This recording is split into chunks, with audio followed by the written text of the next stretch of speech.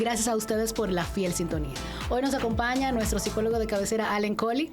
Dalma, gracias Dalma. De verdad que hoy es un tema bastante interesante, donde de verdad que el especialista que nos está acompañando el día de hoy nos va a aclarar muchas dudas y sobre todo alimentarnos con información que es muy importante para los televidentes. Y te cuento que el especialista del día de hoy fue aterrizando del aeropuerto a terminar en esta cabina, correcto. Así que nosotros nos sentimos así que privilegiados por ese... Encantado. Ay, Dios mío, por ese esfuerzo, doctor. Sí, Gracias sí, por acompañarnos. Soy el doctor Julián Rodríguez, especialista en cuidados paliativos, y vamos a hablar un poquito de ese tema que a veces hasta nos cuesta, quizás el tema de cuando ya curar no es posible, pero podemos aliviar. Bienvenido, doctor. Encantado, de verdad que sí. Encantado, de verdad, por la invitación. Es algo que me interesa compartir con ustedes, también compartir conocimientos e interactuar. Y de verdad que siempre estaré dispuesto para ustedes.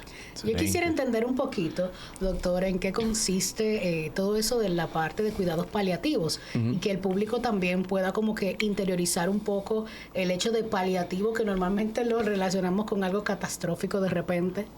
¿Sabe? Los cuidados paliativos se encargan de brindar una calidad de vida a los pacientes que tienen una enfermedad crónica avanzada o terminal. No simplemente tiene que ser ya cuando le queda poco tiempo de vida al paciente, sino que se puede dar desde el momento que es recién diagnosticado el paciente. Doctor, y en base a esos procesos específicos de cuáles enfermedades se pueden, como quien dice, categorizar para que aplique a ese cuidado paliativo, ese proceso, digamos, de intervención para el dolor. A ver, los oncológicos, cualquier tipo de cáncer es apto para recibir el cuidado paliativo. Pero en los no oncológicos está la demencia, el Alzheimer, el VIH, la esclerosis lateral amiotrófica, la insuficiencia cardíaca crónica, la insuficiencia renal crónica. O sea, cualquier enfermedad que tenga o amenace la vida del paciente entra en cuidado paliativo meramente. Excelente. Doctor, me surge la idea, y ya esto quizás va también al término de formación y de poder conocer más a fondo, porque uno habla del cardiólogo y sabemos como que por default el cardiólogo sí se forma el endocrinólogo, bien. Exacto. Pero ustedes, los especialistas en cuidados paliativos, quizás es algo que más moderno, reciente, ¿cómo la formación se hace en República Dominicana? ¿Su formación dónde se hizo? A ver, en Dominicana no hay ningún tipo de formación de medicina paliativa por el momento. Sí la dan en España, en toda Europa. Bueno, yo me formé en España, por eso me refiero a España. También la dan en Sudamérica, como Colombia, como Argentina y en Estados Unidos per se. O sea, de médico general puedes entrar directamente a la especialidad de medicina paliativa. Ok, pero tienes que formarte aquí en Dominicana. Usted se formó primero en medicina. Sí, yo me formé en medicina y luego entonces me fui a España a formarme. Cabe también destacar que, por ejemplo, si eres anestesiólogo, puedes hacer una especialidad en medicina de dolor y cuidado paliativo también. Pero muchos anestesiólogos lo que tienen es una clínica de dolor. La clínica de dolor es muy diferente a lo que es la medicina paliativa. Ok, que en un ratito lo voy a explicar, pero quiero aclarar que le estamos preguntando al doctor, explíquenos la formación, claro, para que por ahí una amiga periodista investigadora pues sepa si son médicos. Que lo chequee. Que lo chequee. Entonces, doctor, ¿qué diferencia hay entre esa parte de clínica del dolor y ustedes como cuidado paliativos? O sea... Exacto. Mira, la clínica del dolor se enfoca mucho en el dolor del paciente. Okay. Ya sean dolores crónicos, o sea, dolores severos, ¿no? Que se usan narcóticos, vamos a decirlo así. Pero mayormente se enfoca en eso, ya sea por un bloqueo, una infiltración, una bombita para dolor y eso. Pero la medicina paliativa, aparte de manejar dolor, no hacemos bloqueo. Okay. No hacemos bloqueo como tal. Pero sí usamos bomba de infusión, o sea, bomba elastomérica, que son esa bombita para dolor. Sí. Cualquier fármaco para dolor, ya sea un opioide potente. También tratamos los efectos secundarios de la misma enfermedad y también ya sea de los mismos tratamientos curativos que esté recibiendo el paciente en ese momento. En este sentido, ¿qué se toma en cuenta a la hora de decir, ok, mi paciente necesita el acompañamiento del doctor, de un centro de cuidados paliativos, pero que se tome en cuenta porque de repente no todo el paciente también llena esos requisitos para eso. Bueno, nosotros los médicos paliativistas, usamos una guía que se llama NECPAR 4.0, que es la actualización. Esto clasifica a pacientes en diferentes categorías, ya sea por funcionalidad, ya sea por síntomas, ya sea cognitivo, ¿no? Y cuando sumamos todo esto, si el paciente cumple con 2 categorías, ya es un paciente que califica para el cuidado paliativo como per se. Ya sea un deterioro funcional, deterioro cognitivo, ¿no? Okay. Y deterioro físico, ya sea nutricional. Entonces ahí calificamos paciente. Este paciente sí califica al cuidado paliativo. Ok, dentro de esas enfermedades ya usted mencionó anteriormente, pero por ejemplo, ¿cuál sería el tratamiento per se cuando hay un diagnóstico específico dentro de los criterios que se da? A ver, el médico, vamos a ponerle un oncólogo en este caso, sí, se encarga de la quimio, de la radio y lo que tenga que ver. Nosotros trabajamos de soporte para el médico tratante curativo, vamos a hacer así. Okay. ¿Por qué soporte? Porque los efectos secundarios de la quimio, de la radio, ¿quién lo atiende? Y de la misma enfermedad, ¿quién lo atiende? Entonces lo atendemos. Exacto. Se lo dejan familiar todo, ¿no? Sí. Y el familiar pues se rompe la cabeza, sí, y se preocupa. Porque también una cosa que quiero destacar es también quién cuida al cuidador, ¿no? Exacto. Porque si... Es muy importante. O sea, yo cuido a mami tiene una enfermedad amenazante, pues yo tengo mi familia también, ¿no? Claro. Y entonces caigo en abandonar mi familia para atender a mi mamá, pero yo también tengo mis cosas y eso trabaja psicológicamente y físicamente en el cuidador. Después de la pausa, quiero también combinar un poquito esto con ese papel del cuidador, pero la atención psicológica, claro, que tiene que llevar tanto el paciente, tanto los familiares. Y que tenemos disponible no solamente en República Dominicana, sino en Santiago a nivel de cuidados paliativos. Esto después de la pausa. Seguimos en Saludando y conversábamos también sobre ese papel del cuidador, que quizás en una cultura muy nuestra se entiende que el cuidador, el familiar, al que le tocó pues llevar como quizás hermano mayor, la carga de que no es una carga, o sea, la responsabilidad de estar con mamá, con papá, con el hermano, porque también nada más uno entiende que el cuidado paliativo, vamos a entrar en eso también, lo recibe una persona mayor. No. Entonces, ese punto de ese cuidador, esa responsabilidad que tienen, esa sobrecarga emocional, porque como bien el doctor explicaba, también tiene su familia, también tiene sus responsabilidades. ¿Cómo manejarlo a nivel psicológico? Sí, mira, es importante entender algo de los procesos psicológicos y emocionales que se dan, y es lo siguiente, de que cada vez que hay una emoción hay una respuesta fisiológica que se da en sí. ¿Qué quiere decir esto? Por ejemplo, cuando hay personas específicas que están pasando por procesos, digamos, de enfermedades crónicas, hay una respuesta emocional que se da en donde hay una respuesta fisiológica que le causa, digamos, más dolor específicamente en base a su proceso que está viviendo. ¿Qué pasa? Entonces ponemos la parte, digamos, del familiar, en donde está pasando también por procesos emocionales. Entonces, ¿qué pasa? Que esa respuesta fisiológica que se da hace que el sistema inmune se suprima y baje. ¿Qué quiere decir esto? Que mientras más el familiar está pasando por estrés, ansiedad, incertidumbre, preocupaciones constantes, va a hacer que ese familiar tenga una posibilidad de enfermarse, digamos que más rápido. Por ende, es una sobrecarga que lleva y engloba todo, digamos, tanto familiar, social, personal. Entonces, hay que tener mucho cuidado y proporcionarles herramientas específicas a los familiares, al paciente, para que puedan sobrellevar sus situaciones de enfermedades. Exacto. Sí, inclusive recientemente han habido estudios de que, o sea, una manera de evitar la depresión en los pacientes oncológicos que se deprimen demasiado, sí, es ponerlo inclusive a hacer ejercicio antes, durante y después, para que el sistema inmunológico, así como decías, no se deprima tanto. Y entonces ahí, pues, cuando hacemos ejercicio, suelta la interleucina 10 y esa cosa que son... o sea, ayuda emocionalmente. Inclusive el 50 y el 60% de los pacientes sobreviven mejor cuando hacen ejercicios. ¿En qué etapa de la enfermedad sería bueno empezar con este tipo de acompañamiento de cuidados paliativos? Desde el momento que el paciente es recién diagnosticado. Desde el momento o sea, a veces creemos los médicos que trabajar multidisciplinarmente pues nos va a afectar como médico, vamos a perder al paciente. No, o sea, aprovecho la oportunidad para este momento. O sea, esto no se trata de que yo me voy a quedar con el paciente hasta el final.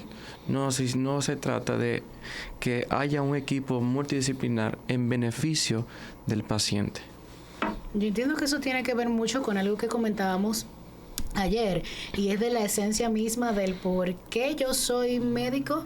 Al final, si yo veo al paciente desde el aspecto humano, voy a querer que su progreso integral sea posible. Ahora hay que ver si yo veo al paciente como un número. Entonces ahí las cosas son distintas. Realmente. Esa es la parte específica. Aquí dentro de lo que viene siendo la área de la salud, debemos de ver la medicina, la psicología como no solamente un número, sino también por vocación, porque estamos tratando seres humanos en donde tienen emociones, en donde sienten, en donde se enferma, donde también tenemos que ser empáticos porque podemos estar en esa posición, porque estamos dentro de una tómbola, como ya sabemos muchas veces, en cuanto a enfermedades específicas. Y esto no hay que hacerlo por vocación. La vocación es lo que te va a llevar a dar, como que dice, esa milla extra. Exacto. Para que el paciente se recupere y diga, wow, tengo un cambio específico en mi vida. Exacto. Yo entiendo que muchas veces también relacionamos, doctor, el hecho de cuidados paliativos con muerte inmediata. De repente, bueno, eso es hasta que le llegue la hora. Sin embargo, sabemos que hay diagnósticos de enfermedades. Vamos a poner, por ejemplo, el Alzheimer. Que quizás, bueno, lo hablábamos y vamos a tocarlo también aquí. El hecho cultural, insisto en eso, no nos lleva a entender de que sí, como familiar, yo puedo permitirme el acompañamiento de un especialista con mi paciente. Sin embargo, fuera eso es algo normal. Entonces, ¿cómo nosotros asimilamos esa parte de que sí, mi familiar no necesariamente va a morir mañana? Vamos a darle cuidado paliativo para enfermedades como esas que mencionamos, aunque sea algo a largo plazo. Cuando se habla de cuidado paliativo, la gente piensa de una vez en muerte, que el paciente se va a morir, ¿no? A ver, la muerte hay que humanizarla. Todos nos vamos a morir y lo único seguro que tenemos en la vida es que nos vamos a morir. Aquí, o sea, el tema está aquí es en cómo queremos morir realmente. O sea, si queremos morir bien. O sea, eso, ¿no? Es un tema bien no tabú, pero tenemos que entender de que es algo normal que vamos a llevar, que vamos a pasar. Es un proceso de transición. Sí. De transición. Porque si entendemos esa parte, entonces digo, bueno, esto va a progresar lentamente, pero necesitamos un acompañamiento. No, y no solamente eso, que el ser humano, si tú le preguntas, la pregunta capciosa de ¿cómo te gustaría morir? Va a decir, ¿cómo no te gustaría o cómo a lo mejor te gustaría? Y muchos a lo mejor preguntarían, bueno, sin dolor, no me gustaría morir ni ahogado ni quemado. Porque, sin sufrimiento. Ni sufrimiento. Entonces, ese digamos que es la parte de que el doctor quiere hacer, como que si se da un diagnóstico específico en donde se extrapole de que lamentablemente la persona va a fallecer por X o Y, que tenga su calidad de vida al tope. A ver, hablábamos, decías algo, no vamos a confundir. El doctor acaba de decir que no todo aquel va a tener un diagnóstico de muerte o un diagnóstico de que el paciente se puede recuperar nuevamente y todo, no pasa nada. Y también otro para hacer esos largos o diagnósticos que son de por vida, de enfermedades crónicas que te van a acompañar. Lupus, ¿no? Exacto. Entonces, es parte de crear esa conciencia, y como ustedes lo dicen, quizás yo que lo veo desde aquí afuera es muy fácil para ustedes decir, sí, todos tenemos que morir, pero no es lo mismo yo, una persona que esté totalmente en salud, decirme, yo sé que me va a llegar el momento, a una persona diagnosticada con una enfermedad crónica o catastrófica, o vamos a suponer que ya pensamos siempre en un cáncer, un tumor, algo cerebral. Señores, no es lo mismo que yo le diga, por más que yo te diga, mira, no, yo te puedo acompañar, no te vas a morir. La realidad de esa persona, y ustedes que tratan psicología, es otra. Es que de por sí ya la muerte es un tema que a muchos seres humanos nos llenan de ¿qué pasaría? Se pregunta, ¿y qué hay más allá? Exacto, ¿sí? ahí viene ya lo espiritual. Viene lo espiritual. No, Sí, que eso es parte de la estructura específica. O sea, los cuidados paliativos no solamente se enfocan en lo físico, sino también en lo emocional, lo social, lo espiritual. O sea que ahí decimos cuando un paciente tiene un dolor total, cuando tiene todo eso. O sea, ¿qué le preocupa? A veces dicen, tengo pacientes que dicen, me preocupa mis hijos, con quién yo lo voy a dejar, con quién yo voy a dejar a mi esposa. No. O sea, yo nunca he visto a un empresario que está en cama pidiendo estado de cuentas de banco. Nunca lo he pedido, nunca lo han pedido, ¿no? Pero siempre le preocupa a su familia y se preocupan de, cónchale, me olvidé de vivir de los pequeños detalles de la vida, ¿no? Y realmente es eso. O sea, cuando tú entiendes eso, entiendes muchas cosas. ¿Cómo ustedes la tratan? Porque...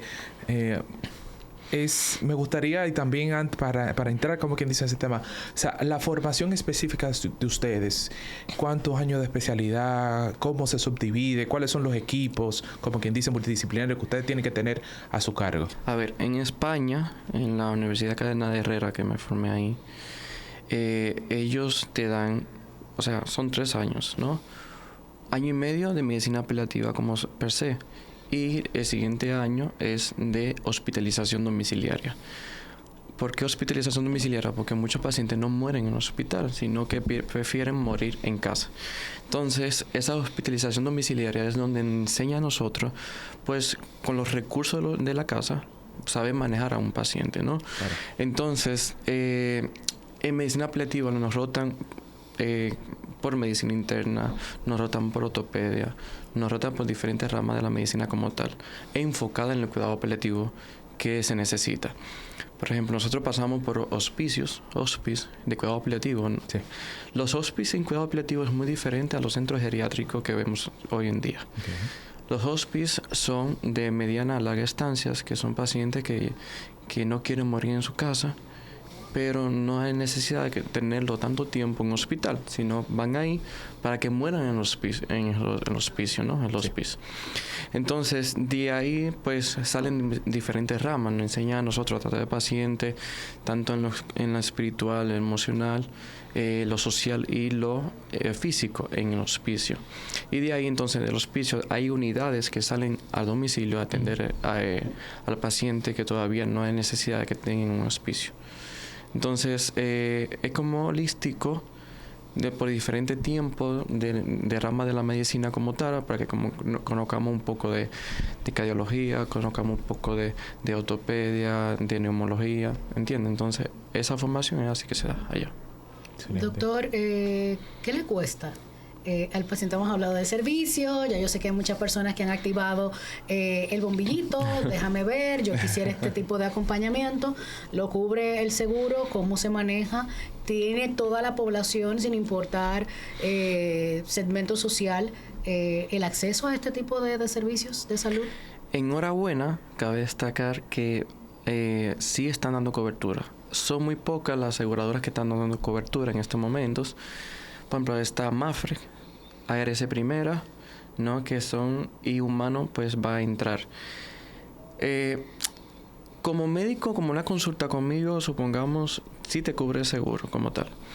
Pero las aseguradoras lo que está haciendo es, cuando el paciente está en una final de vida, digámosle menos de 6 meses, las aseguradoras le está dando paquetes a los pacientes que le incluye el médico, la enfermera, el psicólogo, el consejero espiritual, el trabajador social, fármacos de rescates, analíticas, o sea, completo, ¿no? Le está cubriendo y el paciente no va a tener que pagar nada. Excelente. Entonces, inclusive en Serenia, por eso hicimos una certificación internacional para conectarnos juntamente con las aseguradoras para que no se le cobre al paciente todos sus servicios. Háblenos un poco de Serenia, en qué consiste y cómo está integrado. Bueno, Serenia surge de la necesidad de acompañamiento al paciente al final de la vida. Como tal, ese es nuestro fuerte. Pero también la atención integral que cualquier persona sana puede ir a ponerse ya a una fisioterapia, a una psicología, a unas uroterapias. Hay muchos mitos con la uroterapia, pero han salido artículos que realmente está beneficiando muchísimo.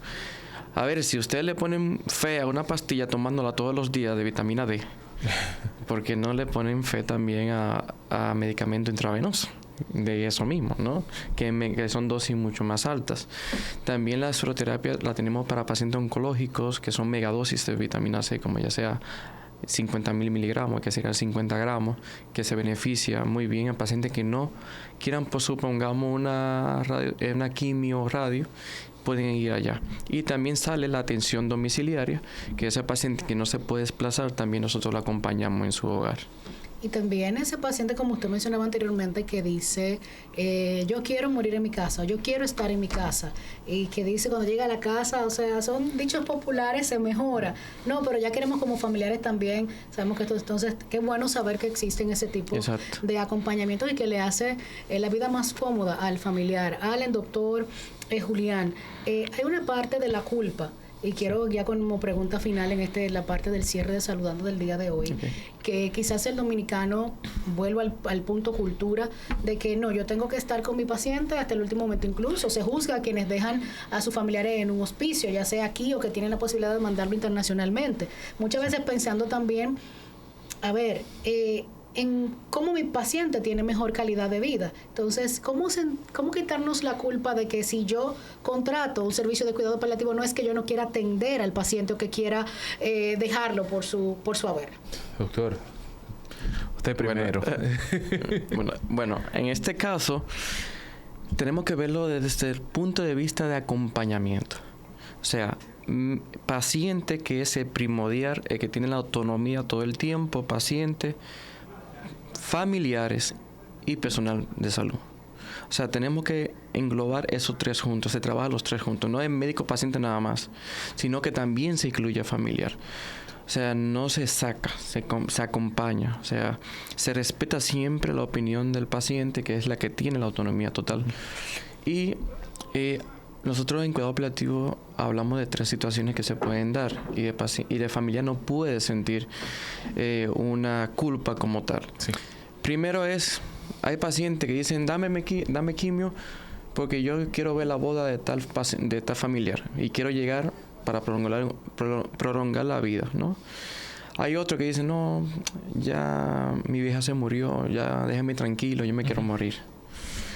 Y la otra es, bueno, yo no quiero tratamiento curativo, ya la enfermedad como quiera va a seguir progresando, pues entonces yo voy a pasar a cuidado paliativo porque no quiero sufrir nada. Entonces, cuando uno entra a la familiar en acompañamiento del paciente junto con el personal médico, entonces el familiar entiende. Y como yo le digo a ellos, todo lo que hagas ahora es lo que te va a recordar mañana cuando muera. Porque te vas a llevar la satisfacción de que hice todo lo posible por mi papá o mi familiar para que estuviese bien. Y agregando a eso, es darle esos últimos, digamos, deseitos o esos deseos específicos a la persona, digamos, con su proceso terminal o su enfermedad específica. Aquí se vale todo. Exactamente, se vale todo. O sea, de darle esos gusticos, de entender de que, verdad, un proceso de transición. Y entender que en esa transición hay que dejarse acompañar de expertos como usted, doctor. Gracias. ¿Dónde lo encontramos? En redes sociales para que las personas se pongan en contacto. Bueno, mi Instagram es dr.julian, así de sencillo, y en serenia.clínica, en la clínica. Me pueden encontrar como Allen Coley en Centro de Bienestar Emocional. Ahí estamos a la orden para servir. Y a nosotros les recordamos que nos pueden encontrar en Instagram, en YouTube, en TikTok como Saludando RD con W. Gracias, doctor, por acompañarnos. Que no sea la primera, hay un tema por ahí, varios temas que usted tocó muy interesantes, sobre todo en vista de una medicina moderna y cómo la asumimos nosotros los dominicanos. Así que vienen más temas. Allen, mañana será otro día para encontrarnos con todos ustedes en esto que es Saludando. Feliz día.